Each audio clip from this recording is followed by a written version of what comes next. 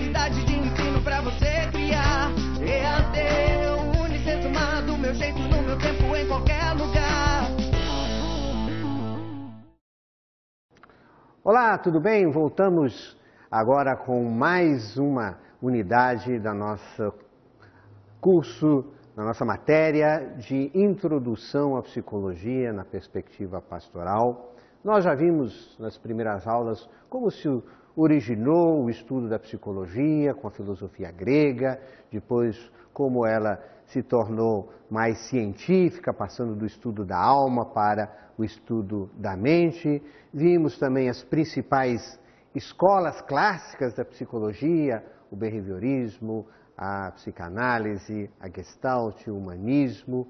Vimos também as principais elementos a serem estudados na psicologia, a percepção, a motivação, o afeto, as emoções, a personalidade e a inteligência.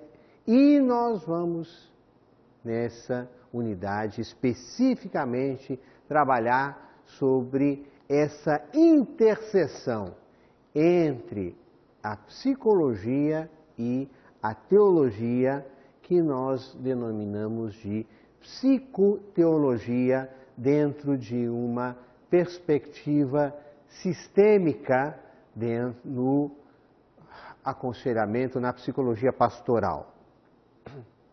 Quando nós falamos de psicoteologia, algumas pessoas, talvez mais desavisadas, podem pensar que se trata de uma nova linha de psicologia, uma outra escola de psicologia ou algum tipo de uma psicologia cristã. Na verdade, não é isso. Esse termo, psicoteologia, ele surge no início dos anos 80, quando um grupo de psicólogos e psiquiatras, pastores, se reuniram aí em São Paulo para dialogar exatamente entre a interface entre a psicologia e a fé cristã. Esse grupo de pessoas pertencia a uma associação chamada, que ainda existe até hoje, pertence a essa associação, então, chamada Corpo de Psicólogos e Psiquiatras Cristãos. E o objetivo desses encontros não era e nunca foi de se criar uma nova escola de psicologia ou de se desenvolver aquilo que se chama de uma psicologia cristã, né? Muito pelo contrário. A psicologia, como nós vimos nas aulas anteriores, ela tem o seu campo de estudo muito definido. O seu objeto de estudo é sempre a pessoa humana, o ser humano. Mas nós também temos que entender que o ser humano tem uma dimensão religiosa, que é parte intrínseca da sua vida. Algumas das teorias que nós vimos tentam reduzir essa dimensão religiosa até algum tipo de psicopatologia. O Freud vai usar a ideia de que a religião era um tipo de neurose. Vimos que o William James também, dentro do funcionalismo, dá um caráter negativo também à questão religiosa. Porém, quando nós estamos trabalhando dentro da teologia, especialmente da teologia hebraico-cristã, e a gente vai buscar como isso se torna significativo no todo da vida da pessoa, isso também passa a ser campo de interesse da psicologia. Obviamente que é preciso, então, estabelecer um diálogo entre essas duas ciências, a teologia e a psicologia. E esse diálogo, é importante saber como que se constroem certos valores, como se entende a pessoa na sua integralidade. Essa discussão tem sido, então, fomentada no último quarto de século por pensadores de muitas correntes diferentes, muitas escolas da psicologia, que, a partir dos seus pressupostos teóricos, têm visto quais são os benefícios e também os malefícios que a visão antropológica hebraico-cristã traz para a pessoa humana. Nesse sentido, essa discussão tem um caráter bastante transdisciplinar. E é exatamente a partir da transdisciplinaridade que nós queremos entender essa interseção entre a teologia e a psicologia. E o ponto inicial, o ponto de partida para esse entendimento é aquilo que nós chamamos o modelo sistêmico de reflexão da realidade. O que é o modelo sistêmico? Nós vimos já na primeira aula de que o pensamento dos filósofos gregos era um pensamento que nós chamamos dicotômico, separando o mundo das ideias, o mundo mental, do mundo material. Eles tinham uma dimensão religiosa para isso também, tudo atrelado às suas ideias dos deuses gregos, mas toda a filosofia grega, socrática, aristotélica, trabalhava a ideia de uma realidade em termos de causa e efeito, né? Ou seja, uma explicação que nós chamamos ela de uma explicação linear da realidade, né? Tentando explicar a natureza a partir do método dedutivo, das deduções, onde se partia de algo mais amplo, mais universal, para chegar a uma questão mais particular e onde o efeito se estava contido na sua causa. Ou seja, havia um efeito aqui e se buscava a sua causa. E essa lógica era chamada de a lógica aristotélica, que serviu de base para muito da construção do que nós chamamos ciência ocidental por muitos séculos. Embora essa abordagem ela é limitada em vários aspectos. Né? Vários aspectos. Primeiro, ela é muito aplicável nas ciências exatas. Porém, quando nós colocamos o elemento humano, essa lógica não segue os seus padrões mais lineares. Quando surge, no final da Idade Média, um movimento de reflexão, de contestação à forma de se fazer ciência até então, que estava muito atrelado à metafísica, à filosofia, esse movimento chamado iluminismo, o iluminismo reforça a lógica aristotélica e vem definir que somente pode ser considerado como científico aqueles fatos que são comprováveis, mensuráveis dentro de um laboratório, onde os efeitos possam ser medidos a partir das suas causas. Obviamente que todos os elementos que não se encaixam nesse modelo eram descartados, né, e considerados como elementos não científicos. E aí, todo o campo das ciências humanas, o senso comum, era descartado. Nesse sentido, se construiu uma ciência a partir do iluminismo, onde os padrões de aferição daquilo que se chama verdade, né, são aqueles que determinam uma única forma de se chegar ao conhecimento, que era através da razão pura. E o pensamento do iluminismo, principalmente, tem o seu expoente o filósofo René Descartes, por isso a gente chama esse pensamento de pensamento cartesiano. Ele dominou a ciência nos últimos 300 anos. Entretanto, na virada do século XIX para o século XX, começam a surgir algumas inquietudes. Esse pensamento, que inicialmente parecia dar a ideia de que a ciência resolveria todos os mistérios ligados ao ser humano, tanto que chegaram a se afirmar, aí no final do século XIX, que faltava muito pouco para que os mistérios a respeito da pessoa humana fossem revelados. Só que começa-se o século XX com toda uma série de mudanças, né?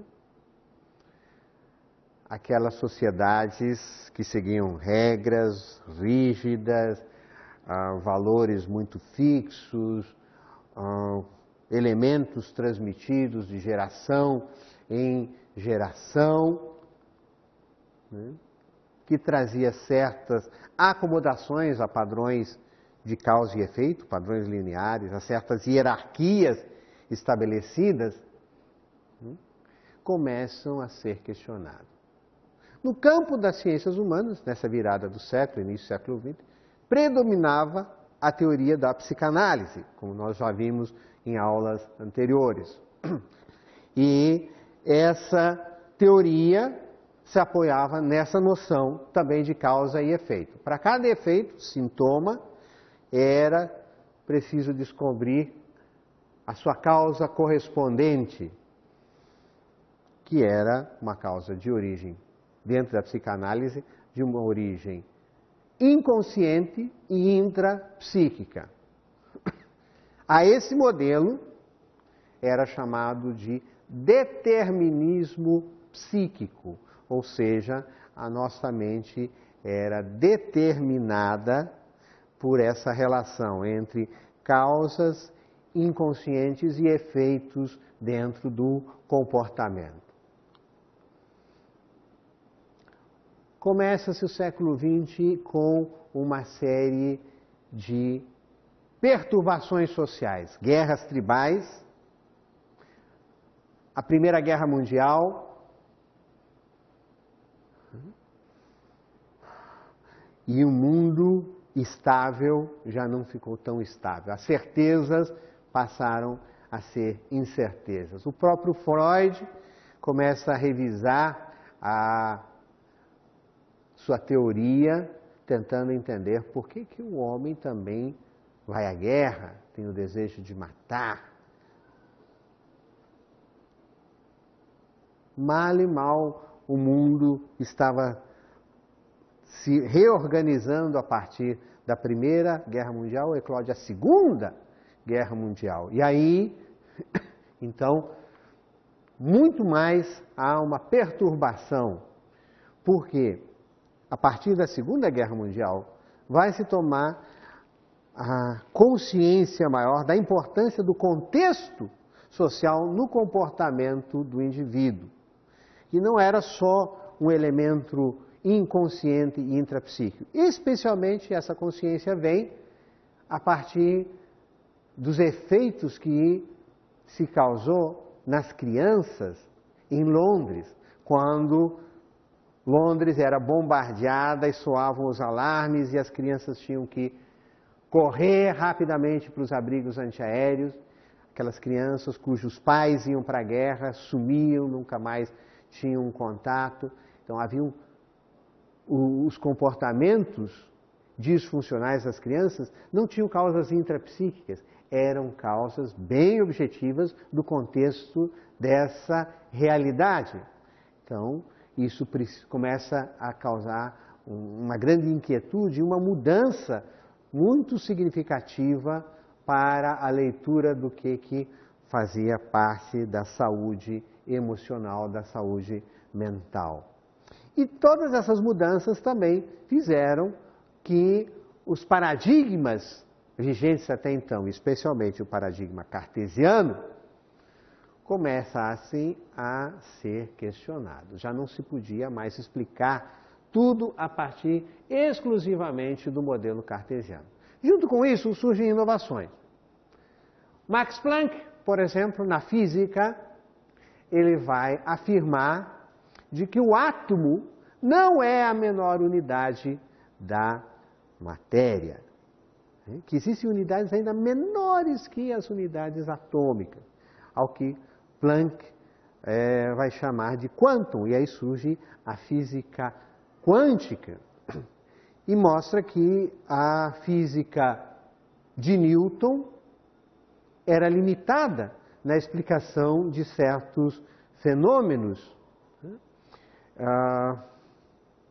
especialmente quando se questiona a própria existência até da matéria, e fala-se em probabilidade de existir. Se falam que não há elementos tão radicais de causa e efeito.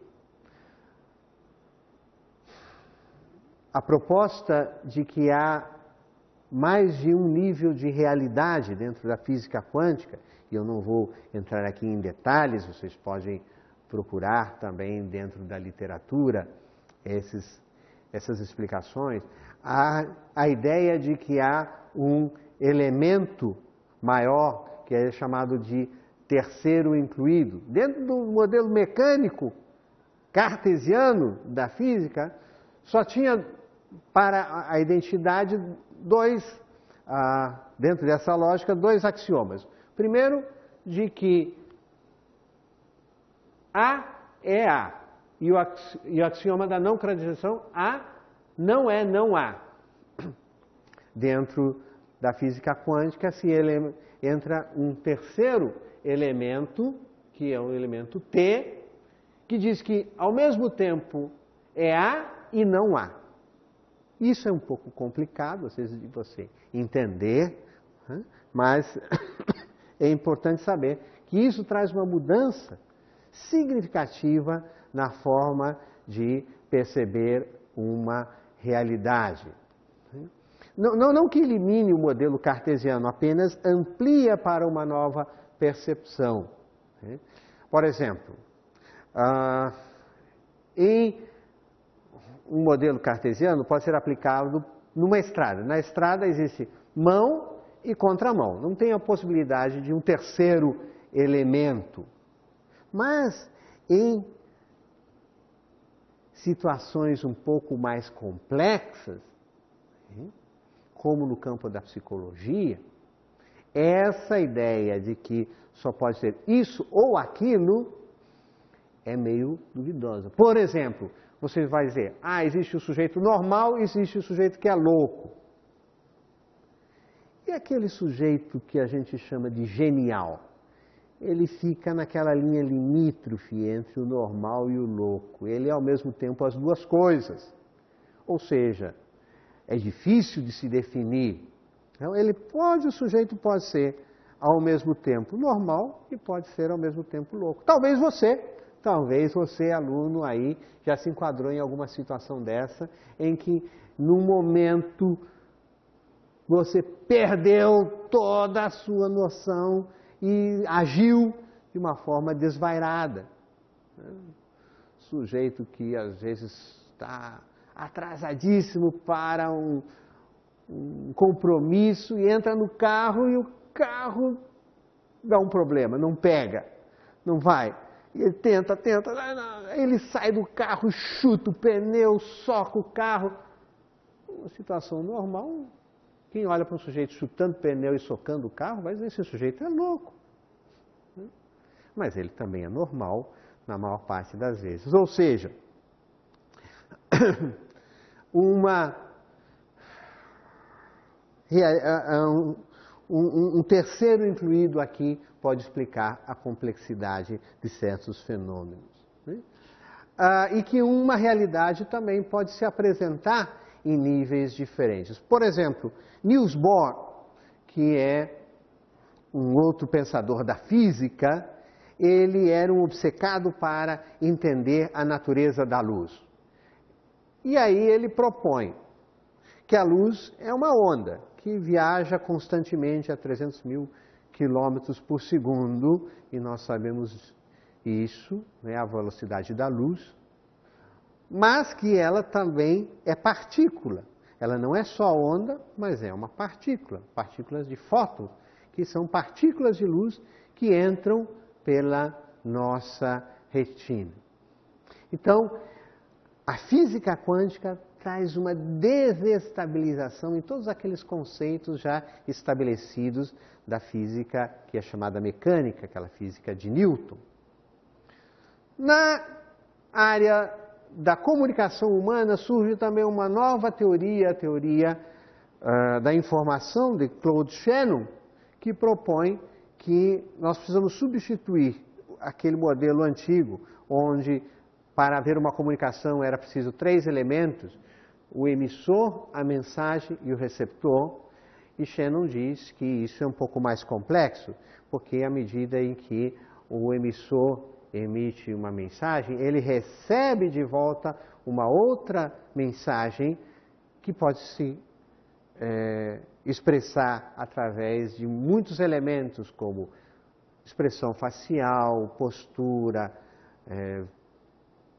velocidade, volume. Então, tudo isso faz com que a comunicação continuamente fique interagindo e, ao invés de ser uma comunicação de um ponto ao outro, que era chamado de modelo telegráfico da comunicação, passa a ser uma comunicação circular e passa a se chamar a ideia de um modelo orquestral da comunicação,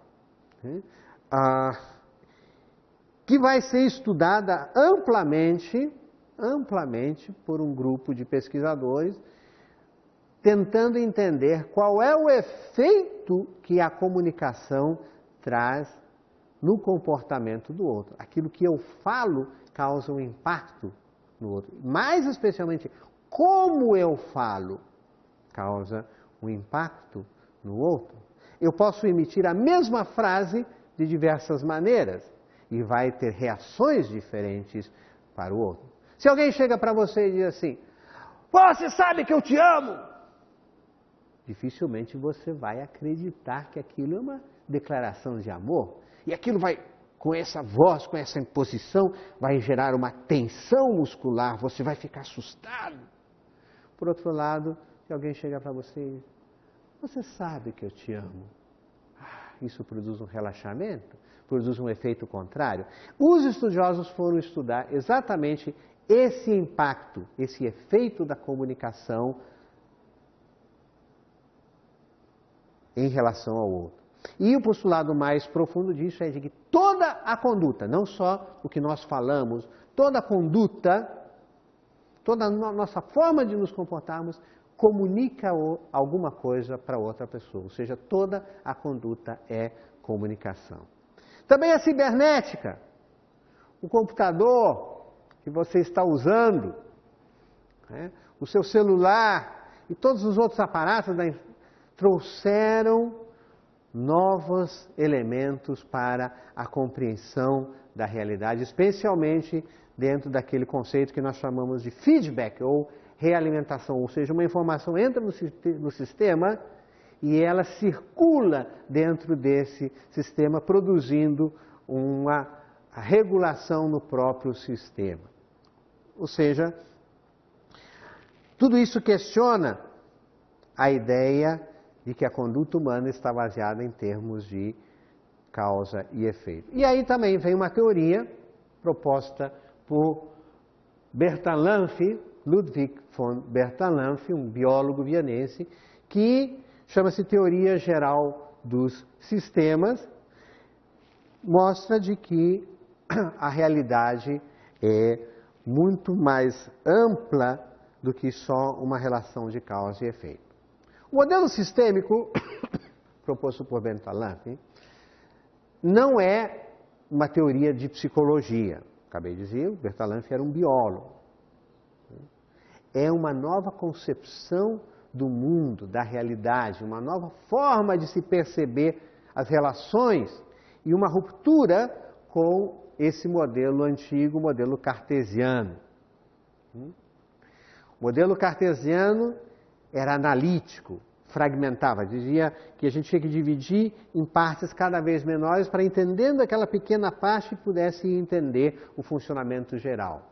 A teoria dos sistemas diz que não, que a gente precisa entender o todo e a relação entre as partes para se entender a realidade. Inclusive, nesse todo estão incluindo a preocupação com os valores. Nesse sentido, a pessoa humana, ela é preciso ser entendida nessa complexidade do todo. Conhecimento humano é muito complexo, né? E não pode ser reduzido a um elemento simplificador, né? Ou seja, está fora desse modelo de causa e efeito. Justamente por não conseguir trabalhar com sistemas muito complexos é que a ciência cartesiana trabalha com frações e essas frações cada vez menores. Isso leva ela a levar a conclusões sempre muito parciais. Não impede que se trabalhe com esse modelo cartesiano, mas o resultado de toda a fragmentação, de toda a simplificação, é a superespecialização e o não diálogo entre os campos da ciência. Inclusive, né, desenvolvendo linguagens muito específicas para descrever a realidade. Dentro do modelo sistêmico, nós estamos, então, um sistema. O sistema é uma entidade com componentes que covariam de maneira interdependente dentro de determinados limites, esses limites chamados de semipermeáveis ou permeáveis, para manter um equilíbrio. Os sistemas possuem uma hierarquia. Um sistema menor está sempre sujeito a um sistema maior. Por exemplo, tomando do princípio a pessoa humana. A pessoa humana é um sistema complexo. E dentro de si, ele possui vários subsistemas. Nós temos um sistema respiratório, um sistema digestivo, um sistema nervoso, um sistema circulatório. Cada sistema desse é composto por órgãos, pulmão, coração, cérebro, estômago, fígado. Cada órgão é composto por tecidos. Os tecidos são compostos por células. As células são compostas por átomos, os átomos por partículas subatômicas e assim por elementos cada vez menores. Se uma célula do nosso organismo morre, nós não morremos. Aliás, morrem-se muitas células diariamente no nosso organismo.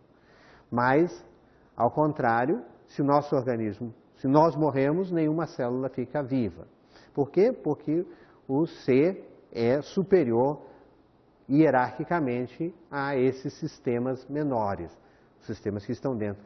E também nós temos sistemas que estão acima da gente. Esses sistemas são a família extensa, a vizinhança, o bairro, a cidade, o estado, a nação, conjunto de nações, planeta, sistema solar, galáxia, de tal forma que, se o Sol apagasse agora, todos nós morreríamos em frações de segundo, porque hierarquicamente somos um sistema abaixo dessa hierarquia aí. Os sistemas também se caracterizam por serem abertos ou fechados. O sistema aberto é aquele que faz intercâmbio com o meio, faz trocas com o meio. Um sistema fechado, ele não faz essas trocas com o meio. Recebe do meio, o sistema aberto recebe do meio energia, informação e matéria. E emite para o meio energia, matéria e informação. Toda e qualquer parte de um sistema está relacionado com as demais partes, de maneira de que quando você muda uma pequena parte do sistema, você muda o sistema todo. Ele é um todo inseparável, uma gestalt, como nós vimos já nas aulas passadas, né? Não é uma soma de elementos, né? Totalidade é a relação que existe entre esses elementos. Um amontoado é uma somação, é diferente de totalidade, né? Outro elemento importante é o elemento do sistema, é a retroalimentação, ou seja, quando você emite um sinal, ele volta a entrar dentro do sistema e produz uma alteração nesse sistema, que ela pode ser de uma forma tão positiva quanto negativa, né? Quando ela é positiva, vai produzir mudanças, desestabilidade. Quando ela é negativa, ela fixa o sistema, não produzindo as mudanças necessárias.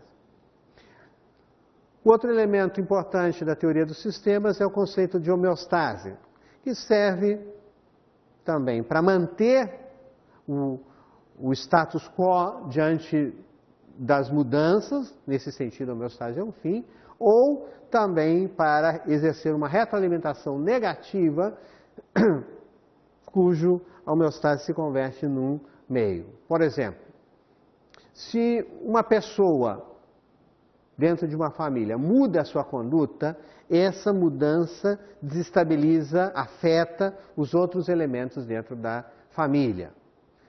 Diante dessa nova conduta surgem duas possibilidades, ou duas retroalimentações, ou feedback. Algumas podem ser positivas, no caso que vão apoiar essa nova conduta e o sistema, nesse caso, vai se desestabilizar ainda um pouco mais.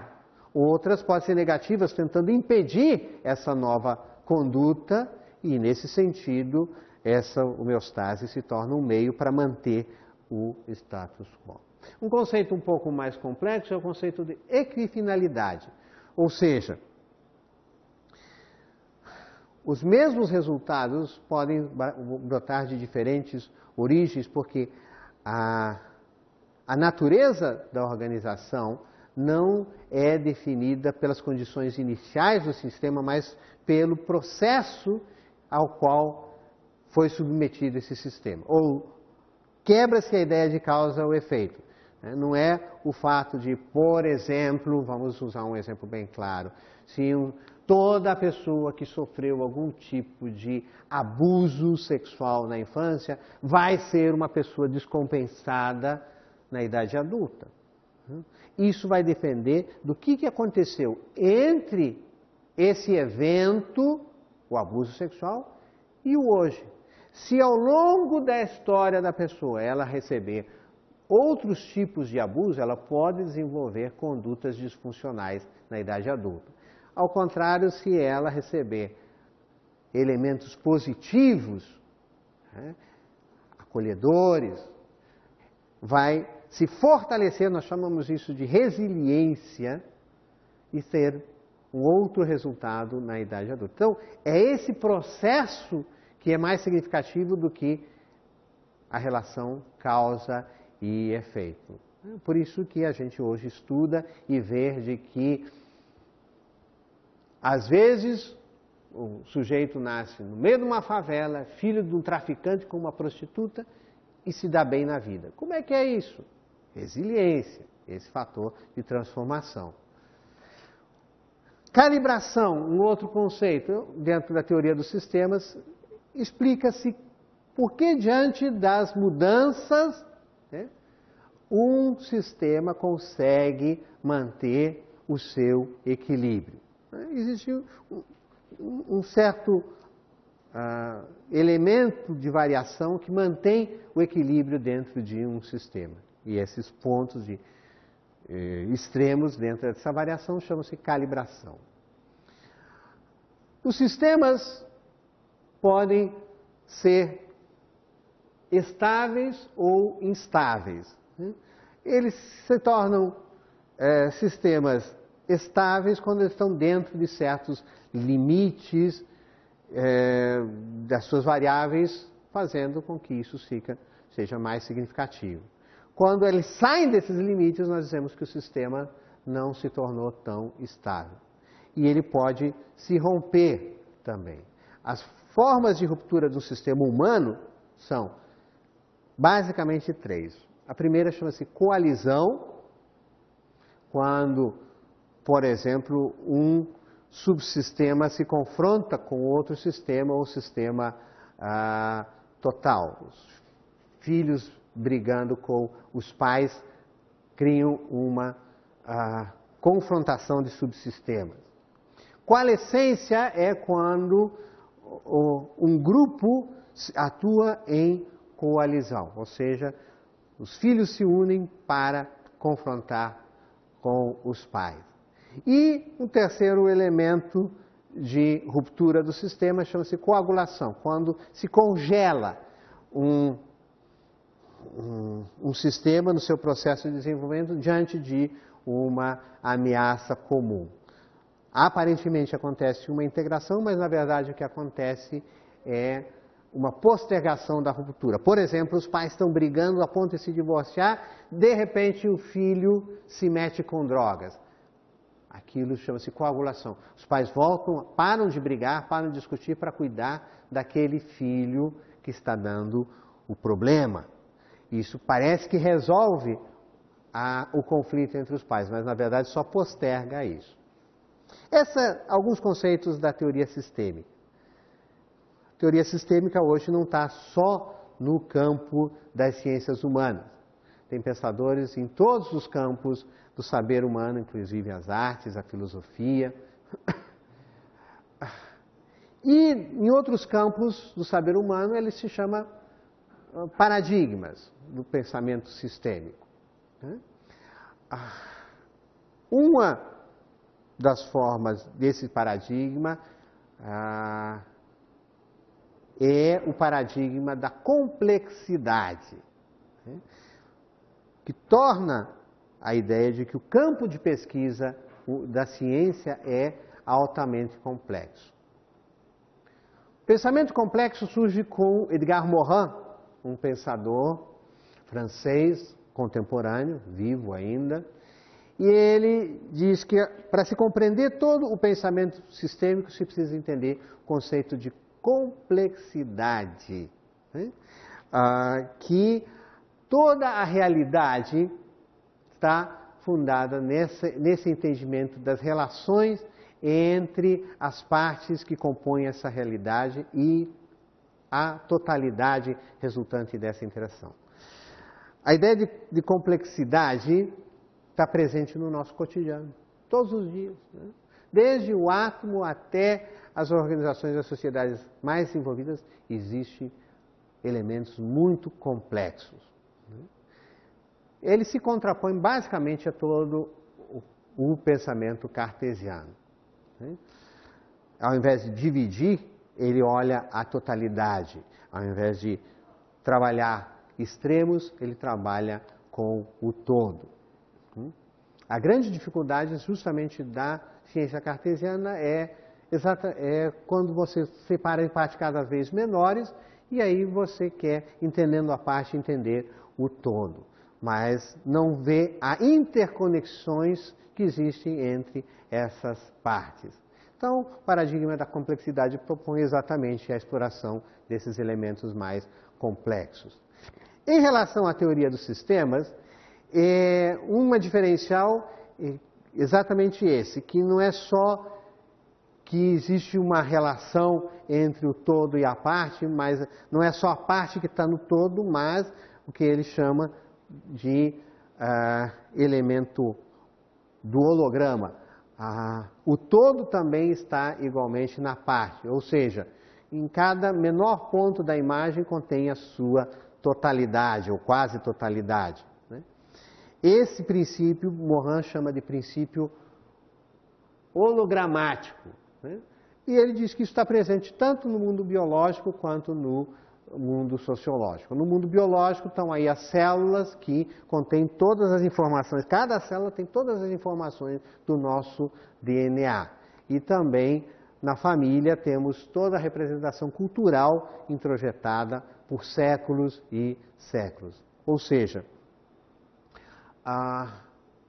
dentro desse princípio hologramático, existe uma ideia de que há um diálogo permanente entre o todo e a parte, né? E esse diálogo permanente ele chama de princípio dialógico, né? Na construção de uma realidade existem duas lógicas. Uma lógica que propõe uma continuidade e outra que propõe uma descontinuidade, ou seja, uma ruptura com o pensamento. Uma promove estabilidade, a outra promove instabilidade. Essas duas lógicas, elas não estão justapostas, mas são necessárias uma à outra, como no organismo vivo, que nasce no encontro de um elemento estável, que é o DNA, e de um elemento instável, que são os aminoácidos e as proteínas. Esse princípio nos permite manter essa dualidade no meio da unidade. Ele associa, ao mesmo tempo, termos complementares e antagônicos, como ordem e desordem, natureza e cultura, e, ao mesmo tempo, concorrentes. São antagônicos e complementares. E um terceiro elemento do paradigma da complexidade é o princípio que ele chama de recursivo, que é quando o processo onde os produtos e efeitos são simultaneamente causas e produtores do que produz, que nega essa cadeia linear de causa e efeito. Para Morin, a nossa própria sociedade é o resultado de uma interação entre os indivíduos através da linguagem e, ao mesmo tempo, esses indivíduos vão sendo formados dentro da sociedade que os produz. Eles produzem a sociedade e a sociedade os produz numa interação constante, e isso é chamado de uma ideia recursiva. Uma quebra com a ideia do processo linear de causa e efeito, produto, produtor, superestrutura, estrutura, tudo que é produzido volta-se sobre aquilo que o produz. Por fim, um princípio da autoeco-organização, ou seja, toda a autonomia é inseparável da sua dependência, né? Não existe uma realidade totalmente, absolutamente objetiva. Cada componente do ser vivo é agente participativo na produção e na mudança de outros componentes. Ou seja, quando eu descrevo uma realidade como observador, ao mesmo tempo que eu estou descrevendo, estou interagindo com essa realidade. Quando eu interajo, eu modifico a realidade. Quando eu modifico a realidade, eu sou, ao mesmo tempo, modificado por ela. E no pensamento complexo, o Morin reintroduz a ideia do sujeito cognoscente, ou seja, esse sujeito também é autor da sua história, coautor das construções coletivas. Se você tirar esse elemento, vai desconfigurar todo o processo. Assim, Morin vai dizer que quanto mais complexo for um sistema, mais imprevisível ele vai se tornar.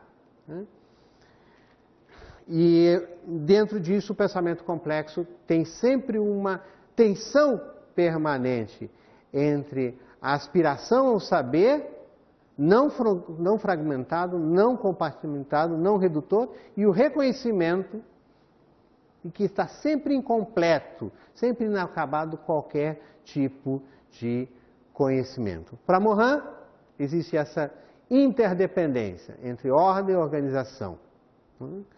A gente organiza, muda e esses elementos antagônicos são complementários. Para haver ordem é preciso haver desordem. Não há ordem sem desordem. Não basta dizer que sujeito e objeto fazem parte do mesmo sistema. Há uma relação entre esse sujeito e o que ele produz. Esse impacto de conhecimento, dessa nova forma de perceber o mundo, e esses elementos nele contidos, modifica a nossa análise dos fenômenos que a gente observa.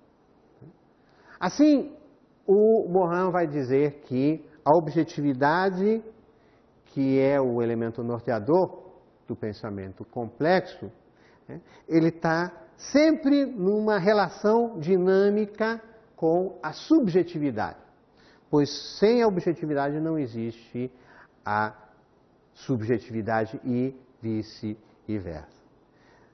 Na análise da espiritualidade, agora trazendo tudo isso para o campo da teologia, a análise da espiritualidade vai enriquecer a nossa visão a respeito da pessoa humana. Por quê?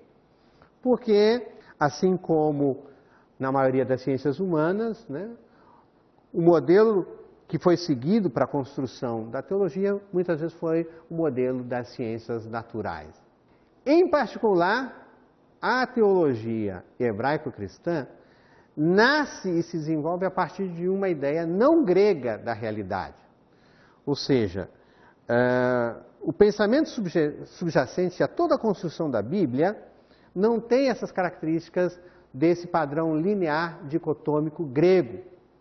E também sofre pouca influência dele. Só alguns escritos paulinos do Novo Testamento que a gente vê mais esse pensamento grego presente. De forma que essa primeira grande distinção é esse padrão hebraico-cristão e o padrão dicotômico do pensamento grego e o padrão holístico do pensamento hebraico-cristão. Nessa divisão espírito e matéria, sagrado, profano, que dificulta para muitas pessoas a compreensão da Bíblia. Deus é o espírito e também é matéria, Deus é corpo. Então, precisamos mudar essa forma de abordar desse modelo dicotômico em o modelo linear. Também o pensamento grego precisa quantificar a experiência. Isso dificulta a pensar a teologia, que leva, inclusive, a pensar em termos modernos na superstição, na religiosidade. Isso está fora do campo do pensamento científico. Visão diferente a partir dos sistemas complexos, do sistema sistêmico. A ideia do modelo médico concebe a etiologia dos problemas em termos lineares, não em termos do todo. Os componentes não funcionam de acordo com a sua natureza, mas sempre de acordo com a posição dentro da rede. O conceito de pecado, então, nesse caso, não se restringe apenas a algumas condutas de certo ou errado dentro dos 10 mandamentos, mas todo e qualquer padrão de desarmonia dentro do projeto original da salvação. Conceitos de saúde e salvação estão estreitamente ligados a partir desse modelo na perspectiva hebraico-cristã. Veja aí alguns textos, inclusive de Tiago, onde os conceitos se mesclam. Dessa forma, nós vemos esse homem integral, não repartido. Então, esse estudo da teologia, a partir do pensamento sistêmico, toma uma direção específica. Temos que perceber o ser humano como um todo e a realidade como uma ruptura, separação, alienação do ser com o seu Criador. Se nós desconhecermos essas outras explicações da realidade, é possível que nós tenhamos uma teologia reducionista. A dimensão da fé cristã precisa ser complexa, ampla, dentro da problemática do homem e da mulher contemporâneos. Vamos ver na próxima aula mais alguns elementos dessa complexidade.